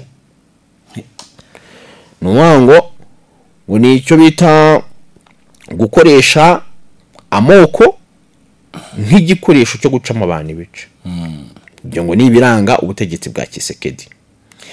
Gatandatu, les musulmans violeraient de toute presse libre. Ngaha niho haziramo ba Karori. Ati ibikorwa byo kubangamira ubwisanzure bw'itangazamakuru. Abantu bose bari mu butegetsi bwa Kinshasa ati ntago bajya batanga ubwisanzure kwitangazamakuru. Nese ntubizi byo ko babujije ibitangazamakuru byose kuvuga ku nkuru zijyanye na Kabila. Ese ubwo ntibaba babujije nyine ubwisanzure bw'itangazamakuru. Hanyuma ku bwanyu wa 8 mu byo Lawrence Kanyuka mu itangazo yasohoye rya M23 avuga harimo icyo bita le twatugeze kuri 6 karindwa ahubwo mu bintu 9 l'élimination méthodique des opposants politiques. Kwigizayo abantu barwanya ubutegetsi abo mutavuga ari umwe nyine kubigiza kubashyira ku ruhande batavuga rumwe n'ubutegetsi. Ikindi cya 8 kingo kiranga ubutegetsi bwa Kinshasa ni l'instauration d'une tyrannie comme mode de gouvernance. Ngo kubaka ubutegetsi bw'igitugu nk'igikoresho cy'imiyoborere. Icyakenda ni les actes de génocide et de nettoyage ethnique contre les Tutsi banyamurenge au Sud Kivu et les Hema Anituri. Ngo no gukora ibikorwa bya genocide ndetse n'ibikorwa bishingiye ku moko mu kuhanagura ubwoko bw'abatutsi n'abanyamurenge ndetse n'amahema muri Ituri. Iryo ni itangazo rya Lawrence Kanyuka, umuyobozi wa M23, umuvugizi wa M23 yasohoye ku munsi w'ejo. Nyuma muri birimo kuvugwa n'ubutegetsi bwa Kinshasa aho ngo M23 barimo kwishyiraho ibyaha bitandukanye ahubwo ngo arukushishisha ubutegetsi bwa Tshisekedi burangwa n'izo ngingo 9 M23 yashize hanze. Hanyuma ingingo zose ziranga ubutegetsi bw'igitugu budafite amacakubiri. Hanyuma Desire nyuma y'ibi byose umujyanama wa Kabila avuga ko gusinyana u Rwanda na Kongo bitakemura ibibazo bya Kongo byonyine. Yitwa Barnabe Kikaya bin Kalubi. Umujyanama mu bya politiki wa Joseph Kabila akaba yamaganye gukemura ikibazo cya Kongo hifashishijwe gusinya amasezerano y'amahoro hagati ya Repubulika Iharanira Demokarasi ya Kongo n'u Rwanda. Yabyamaganye. Abajijwe kwa zaza Joseph Kabila uri Goma umujyi ugenzurwa n'igice ya FCM 23 ndetse no kuba yava muri uyu mujyi nyuma yo gusinya umukono ku masezerano yabihakanye. Avuga ko bidashoboka ntaho azajya. Yagize ati gukemura ikibazo cya Kongo dusinyana amasezerano n'u Rwanda n'inzira itariyo uko byagenda kose tugomba gukemura ikibazo cy'imbere mu gihugu binyuze mu biganiro by'amahoro. Bwana Kabila ni umuntu w'amahoro, umuntu w'ibiganiro. Inyandiko y'amasezerano y'amahoro yemejwe ku 18 Kamena i Washington igomba gusinywa ku mugoroba ku mugaragaro ku 27 Kamena n'aba minisitiri b'ububanyi n'amahanga b'ibihugu byombi bayobowe na Amerika ndetse na Qatar. Minisitiri w'ububanyi n'amahanga w'u Rwanda Olivier Nduhungirehe yasobanuye ko aya masezerano ataraya gateganyo ku buryo abakuru b'ibihugu bazayashyiraho umukono yemeza ko nta yindi nyandiko azashyirwaho umukono. Ayo ngo ntabwo ari ayagateganyo. Niba mara kuyashyiraho OG ni OG. Hateganijwe inama ikurikira hagati y'abakuru b'ibihugu ntabwo kwemeza amasezerano bazabivugaho. Takareka. Bo bizaba byarangiye bazagiye gura bavuga ati turataka gute. Aya masezerano ashingiye ku mahame yashyizweho umukono ku 25 Mata 2025. Amerika binyujije mu munyamabanga wayo Marco Rubio na Katari bitabiriye ibiganiro byaberaga mu muhezo nk'abahuza. Bari bahari ejo bundi. Marco Rubio na Katari bari bahari na Katari bihari. Ariko biravugwa ko uyu munsi bafatanye ko rwa bahari. Uyu munsi turaza kubona itangazo ku mugoroba ba minisitiri b'ububanyi n'amahanga bari i Washington. ubwo se ndihungire hariyo ko nawe nzi ko akunda gutangaza arabariyo rwose nagerayo arabikora ndabizi n'uyu munsi bari bavuze kwa gatanu ariko bibaye byari kwa gatanu ariko byahindutse byigira hino. Trump aravuga ikiro kora no masezerano atangiye kwishongora ataranasinya. Trump se ko yikomanze ku gatuza akavuga ko yakabaye ahabwa Prix Nobel igihembo cyitiriwe iki gihabwa ngo abaharaniye amahoro. Katumugaruke ibyo yanditse kuri Truth Social. Tumugarukeho ibyo yanditse kuri Truth Social. Trump rwose tumugaruka avuga ati ngewe twarebye inkuru ye kwibivuga neza. Nyine ibyo barimo kuvuga yanditse kuri Truth Social. Tubirebeho Trump ko numwe mu bantu rwose ibintu bye abikorera ku mugaragaro rwose. Abikora ku mugaragaro no mutaramu rwose.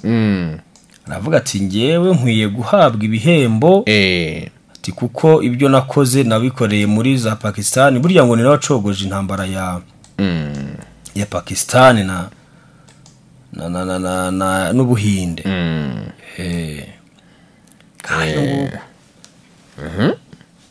Perezida Donald Trump wa Leta Zunze Ubumwe za Amerika yatangaje ko akwiye guhabwa igihembo cy'amahoro cyitiriwe Nobel kubera ibyo avuga ko yakoreye ibihugu biri mu Rwanda na Repubulika Iharanira Demokarasi ya Kongo.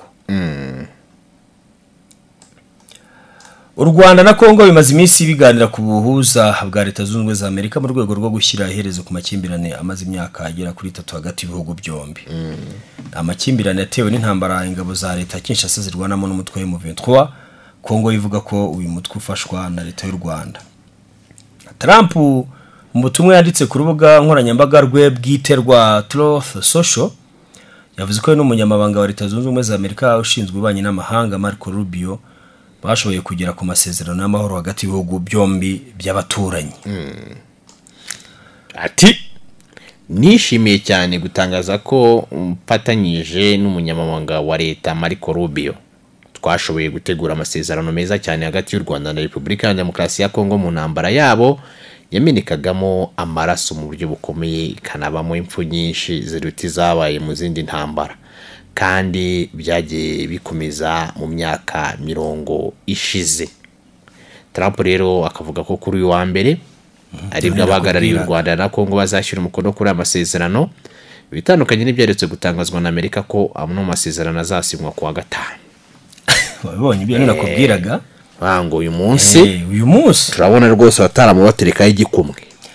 Perezida wa Leta Zunze Ubumwe za Amerika mu kiganiro ha televiziyo ya Fox News yavuze ko ibyo yakoreye u Rwanda, Kongo n'ibindi bihugu bitandukanye byakamuhesheje amahirwe yo kwegukana igihembo cy'amahoro cyitiriwe Nobel cya 2026. Ati bakamuha igihembo cyitiriwe Nobel kubera ibyo nakoze mu Rwanda, Kongo, Serbia, Kosovo, ati ni henshi atariko ikingenzi kurusha ibindi ni ibyo nakoze mu Buhinde na Pakistan.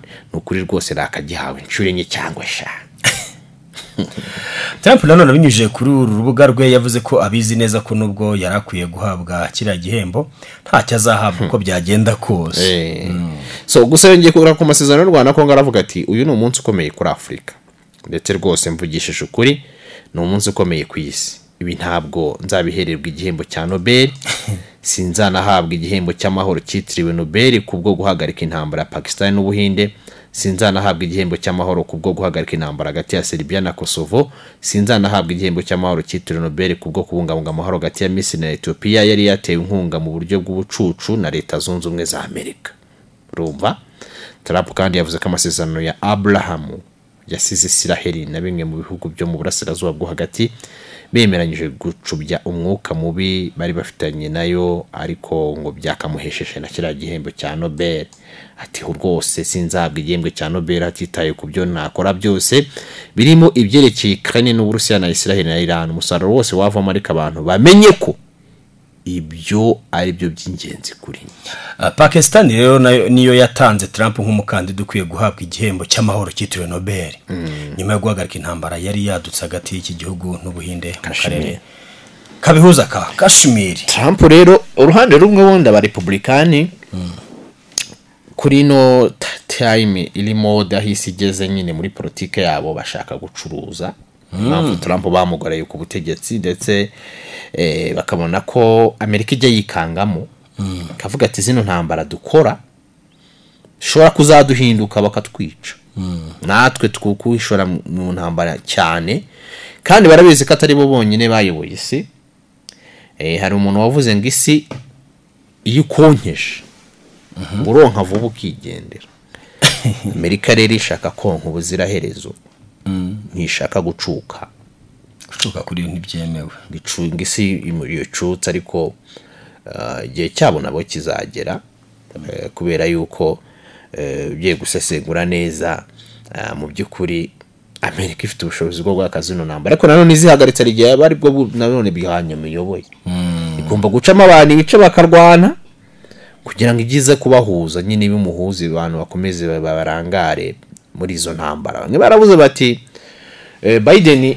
akunda intambara aragiye ariko Amerika ari isura yahitagihinduka hari ibyitagihindukamo abanzi bayo uraza uri perezida ukabasiga ukabahererekanya abandi agakomerezaho ntago ibintu byayo bijya bihinduka bavuga ngo uyu muntu yabaye inshuti yabaye iki nuko nko bimeze so tujye mu turere tw'igihugu rero tujye mu turere tw'igihugu turebe ku gihe hari nkuru n'amasaha yatujyanye turavuga inkuru nk'ebyiri ku musaza umwe wibye ibendera hanyuma n'uwakirehe wafashwe asambanya tuvuge n'umuntu wa Kirehe w'ihene duhere ku ihene tujye muri Kirehe tubabwira amakuru yimbitse kuri no musaza rwose bafashe arimo gusambanya ihene aramubwira ati rishyura aturayikwa ati kuba wafashwe uri kuyisambanya ihene urayikwa ubundi kinini icyaha yayikoye 150 kuyiko ubundi nibihagije bakagomye no kumufunga kinini icyaha cyo kubangamira amatungo no musaza w'imyaka 65 yitwa Tuyisenge Tonest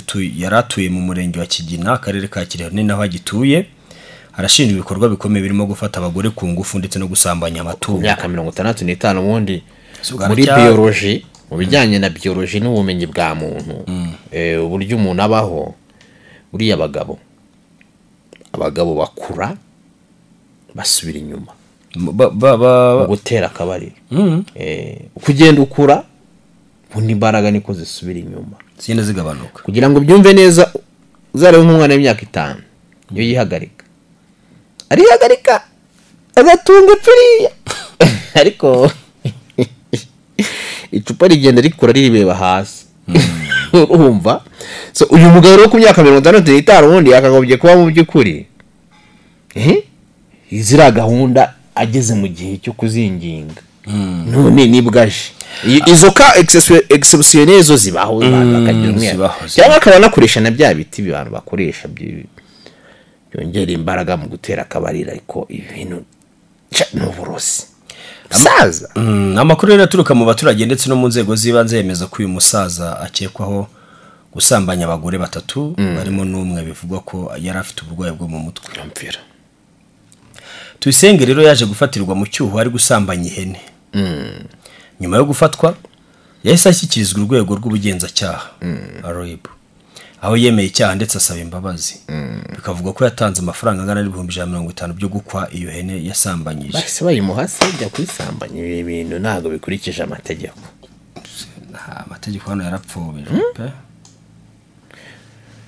hanyuma gitifu hara wa Kigina wa Nyirigire Esperance yemeje ibyaha makuru avuga ko uyu musaza yigeze gutaga muri yombi ariko nyuma za kurekurwa bitewe nuko abatanga buhamya batabonetse ibintu byo gufata ku ngufu nyine babisaba batanga buhamya ubwo rero mu by'ukuri uyu musaza kavuga ati none ikikurikiye abaturage bafite ubwoba umuntu ntago agomba kuba muri society ntago akwiye kuba yiri mu muntu usabiye gufungwa ariko niba bafata abafite uburwayi bwo mu mutwe urumva bitaye ku mafaranga cyane akajya mu harana rifite 150 urumva ngo nyiri hene niba yareguze nka 60 yavuze ati harimo 90 ntaribi ntagende ngo ni hene barayimurekeye ntayo bamurekeye bajya kuyirya subwe hene basambanije hari ubwo nabo bayiryara yambona sinayiriya sibiza ibintu abantu biti abantu mwe ko mugenda muhinduka abantu ko barakaye babaye umuntu arifata akagenda agasambanya ihene buhene noneho mu gihe ushobora no kwicara ukavuga uti ntiyakagombye kuba ari umusaza ushinzwe kureberera abantu atanga n'umuco none byaragiye ibintu bigenda bihinduka, ibintu ntabwo byumvikana rwose, ibintu ni ibibazo, ntabwo byumvikana. Twerekeze i Nyamasheke. Nyamasheke tiki. Umugabo w'imyaka 52 akurikiranweho kwiba ibendera ry'igihugu. Polisi y'u Rwanda ikorera mu karere ka Nyamasheke yataye muri yombi umugabo w'imyaka 52 ukekwaho kwiba ibendera ry'igihugu akarimanika mu giti. Gusoma ibintu ataramu rwose. Ko barakaye. Agabo bageze mu myaka yisumbuyeho bite byane. Ko tuzi ko abana b'abajene rero bagira utuntu twafajyari turi aho ngaho byagenze gute. Tariki 21 Kamena 2025 nibwo ubuyobozi n'abaturage bo mu mudugudu wa Bisumo akagari ka Bisumo umurenge wa Cyato bageze ku biro by'akagari basanga ibendera ntari hari.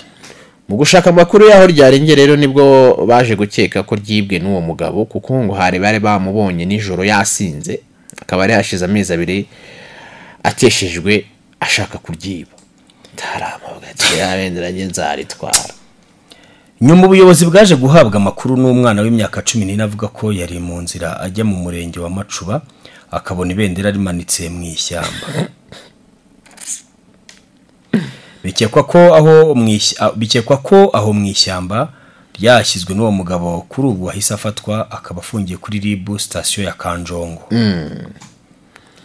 Gitifu umurenge wa Cyato avuga iki? Gitifu w'umurenge wa Cyato yitwa Ntwari Jean Paul yabwiye itangazamakuru ko idarapo rikimara kuboneka ryahise risubizwa ku biro by'akagari ka Bisumo naho ukekwa akaba arahise atabwa muri yombi. Yagize ati asanzwe afite imyitwarire mibi irimo n'ubusinzi yari yashize amezi 2 agerageje kuryiba arafatwa uwo mugambi atarawugeraho. Ubwo rero uyu mugabo nawe ni ubusinzi ariko abantu nago babazi n'amategeko ibirango by'igihugu kati ngenza arifata ndimanike mu giti ubizi ko bazagukaraga ntago waza niyo mikino ibaza ariko diza ubizi ko uziba idarapo bakagukaraga ntago waza n'imikino uvuga uti ngewe ndi ibidarapo ibendera abantu barikiniraho abantu bajya barikinisha bagashaka kuryiba ahantu hose ugasanga bamwe banaritaye muri za toilette ariko hari n'abaryiba kuko akenshi bendera ari nko mu tugari ririndwa n'abanyerondo ajya abona n'umunyerondo akamutera igiti akavuga ati nzari biba bafunge kugira ngo amuhime abahime bakaryiba koko nyerondo bakajya kubafunga. So ariko my friend hari ibintu wakinisha n'ibyo utakinisha. Icyo kintu cyo mugomba kukimenya. Ibendera ry'igihugu mujye murireba barirebe bayirebe mumenye nkuko utatiribuye ku karere ibyo bitagamera ngo no gutera ibuye kuri commune kutabikora ndiza tujye mu butumwa bw'abatwandikiye tujye mu akarundi mutarama rindi case yahuye y'umunyeshuri urakubiswe n'abanyerondo yakekwa kubitwa n'abanyerondo ramujene rwose bamwishe urupfu rubi basanze bamuziritse bigaragara ko bari bamunize. Ni inkuru iri ku kinyamakuru Igihe aho rwose abantu urugomo bwicanye ibintu byaje gute. Bamwe batubwira ko amateka ngo byaje zamwe ko nabagahini naberi batangira gushwana nk'abavandimwe ariko wayi kubera iki bibaho wa muntu wese kubera iki umuntu ashobora kwicara akumva yuko yakwica mugenzi we noneho haje n'abantu biyambura ubuzima urumva atari ikibazo. Tubigire dute reka tujye kuri n'umusore wahuye bamusanze yapfuye ariko uyu musore wihuye w'imyaka 20 birimo birakekwa yuko ashobora kuba yishwe n'abanyerondo. Yitwa Nkurunziza Patrick w'imyaka 20 yagaragaye mu mudugudu wa Rusisiro na akagari ka Matyazo umurenge wa Ngoma mu karere ka Huye aho yapfuye ndetse aziritswe umugozi w'inkweto mu ijosi. ni amakuru yamenyekanye mu gitondo cyo ku munsi w'ejo hashize ku cyumweru, bikavuga ko yakubiswe n'abanyerondo b'umwuga bikamuviramo urupfu. Amakuru avuga ko uyu musore ngo yafashwe n'abanyerondo ari kuririmba indirimbo y'icyunamo, ngo aho yari yicaye mu ishyamba riri munsi y'urugo. Uyobora irondo amukubita amuhora ko ari gusakuriza abaturage. Urumva? Umwe mu baturage yavuze ko ngo uyu munyerondo yahise ahuruza abandi banyerondo ngo bamumufashe, amushinja yuko ngo yamusuzuguye. Maze umubyeyi wari wese arahuruzwa asanga bamujyanye. Hanyuma umubyeyi aravuga ati rero kanjye umwana mutegereze mu rugo. Arategereza araheba kugeza ejo mu gitondo, ari nabwo byamenyekanaga ko yapfuye. Aho bamusanze riva dushyirireho ifoto iri ku kinyamakuru Igihe iriho uyu musore bamusanze muri karagashyamba, ubundi niho bamukuye. Abaturage bakomeje bagaragaza ko umurambo wa nyakwigendera wabonywe mu ishyamba rihari, mu ijosi hari akagozi gafunga inkweto, ibyo bafata nko kuyobya uburari kw'abanyerondo, ko bagatesha yiyahuye, kandi akubitwa aho ngaho nabo bandi bahamagara abandi, abantu barabibonaga. Ubwo rero umuyobozi w'akarere ka Huye Sebutege Ange avuga ko iperereza kuri urupfu rwe ryatangiye ndetse bagahumuriza umuryango wa nyakwigendera. Meya ati abaturage batanze amakuru, hari gukorwa iperereza, turahumuriza umuryango muri rusange n'abaturage tubasaba kwirinda ibyaha no kubizeza ko hamwe n'inzego z'ubugenzacyaha hakorwa ibishoboka byose mu gutahura icyo uriya mwana yazize. Umurambo wa nyakwigendera wajyanywe mu bitaro bya kaminuza bya Butare CHUB gukorerwa isuzuma rizagaragaza icyamwishe, mu gihe wari uhagarariye irondo ry'umwuga aha muri centre ya Matyazo nawe yamaze gutabwa muri yombi, mu gihe iperereza ryo rigikomeje. Amakuru mfite avuye nuko uyu mwana n'ubundi ababyeyi be barokotse jenoside yakorewe Abatutsi. Oh la la. Uwo yaricaye aririmba indirimbo z'icyunamo, kandi kuba yaziririmba si bibi, kuko akenshi na kenshi abagira ngo arebe ko yaruhuka ku mutima. Hanyuma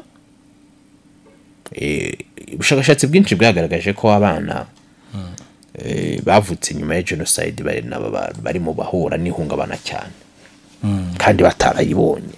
Kwibaza gute umuntu ahura n'ihungabana atararibonye. Amateka yumva kumva ibyo akomokaho bakorewe, iryo hungabana riramugwira, ririmugeraho rikamugeraho nawe rikaba ryamuhungabanya. Cyo ni kimwe. Ikindi, ese munyerondo afite ubushobozi bwo gufata umwana urimo kuririmba izo ndirimbo akamukubita kugeza apfuye ngo aramusuzuguye? My friend, by'abanyerondo tuzaba tubigarukaho. Uwitwa Mukakanani Josiane ariko se mama, ubu koko yabuze na ba bakobwa birirwa bicuruza bwa kuri wa musaza? Koko ubwo uwo musaza nawe nta bwenge pe, ahubwo iyo ashaka umukobwa wicuruza akamwishyura akamuha ituri imwe aho gufata ihene. Uyu Mukakanani uzi ko akiri umuntu ku murongo wa telefone, tugende ngo wenyine. Telefone irafunguye, umuntu uduhamagara duto tumwitabaza 0789511817 duto twigendera. Telefone irafunguye rive, twamwakira hanyuma rwose ubundi nibatinda duto twigendera, tukareka izindi gahunda nazo zigakomeza.